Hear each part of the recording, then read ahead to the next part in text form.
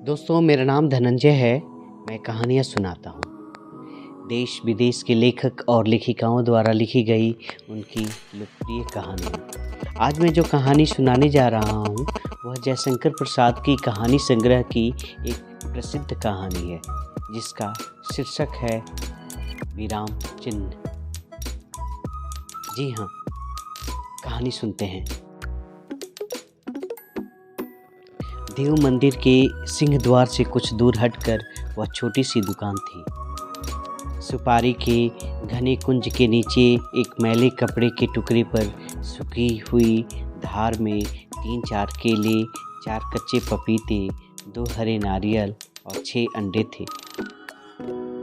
मंदिर से दर्शन करके लौटते हुए भक्त लोग दोनों पट्टी में सजी हुई हरी भरी दुकानों को देखकर उसकी ओर ध्यान देने की आवश्यकता ही नहीं समझते थे।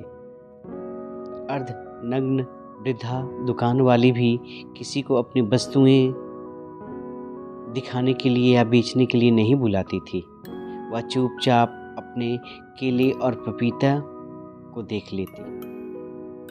मध्या बीत चला था, उसकी कोई वस्तु न बिकी थी। मुंह का ही नहीं, उसके शरीर पर भी झुर्रियाँ रूखी होकर ऐंठी जा रही थी। मूल्य देकर भात दाल की हांडियाँ लिए लोग चल रहे थे। मंदिर में भगवान के विश्राम का समय हो गया था। उन हांडियों को देखकर उसकी भूख आंखों में लालच की तरह चमक रही थी, किंतु पैसे कहाँ थे।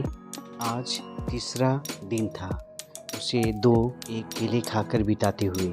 उसने एक बार भूख से भगवान की भेंट कराकर क्षण भर के लिए विश्राम पाया था, किंतु भूख की वह पतली लहर अभी दबाने में पूरी तरह समर्थ ना हो सकी थी कि राधे आकर उसे गुर्राने लगा।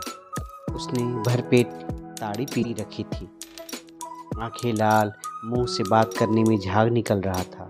हाथ नचाकर वह कहने लगा, सब लोग जाकर खा पी कर सो रहे हैं, तो यहाँ बैठी हुई देवता का दर्शन कर रही है।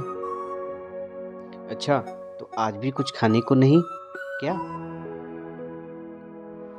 बेटा, एक पैसे का भी नहीं बिका, क्या करूं? अरे, तू भी तो कितनी ताड़ी पी आया है। वह सामने तेरे ठाकुर दिखाई पड़ रहे हैं, तू भी पी कर देखना। उस समय सिंह द्वार के सामने की विस्तृत भूमि निर्जन हो रही थी।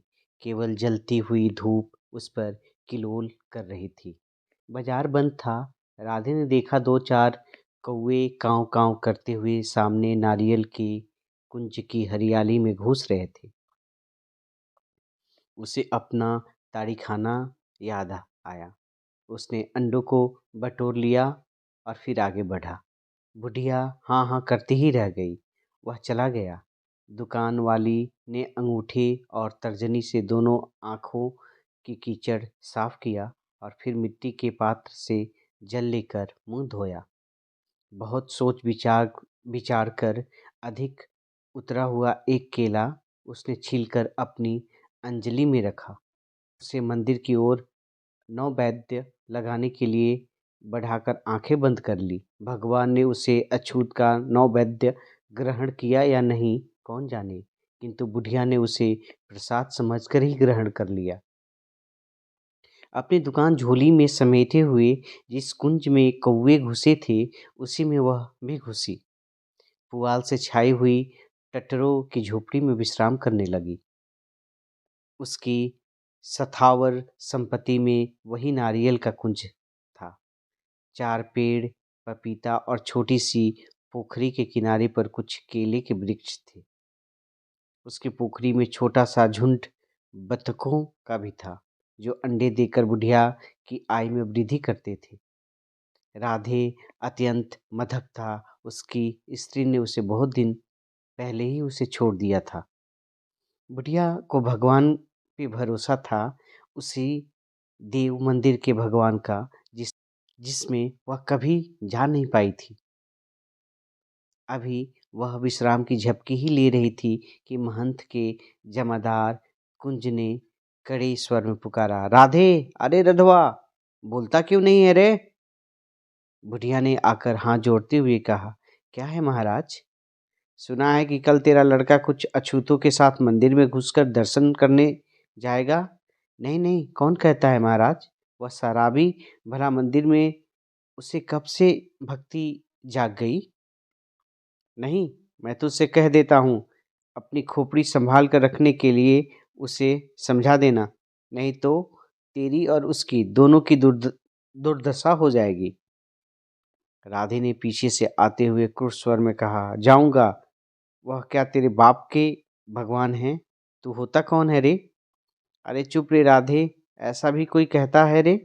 अरे तू जाएगा मंदिर में, भगवान का कोप कैसा रोकेगा रे? बुढ़िया गिड़गिड़ा कर कहने लगी। दोस्तों, इस कहानी का पार्ट भाग 2 हम आगे सुनेंगे। आज हम यहीं आप सभी को कहानी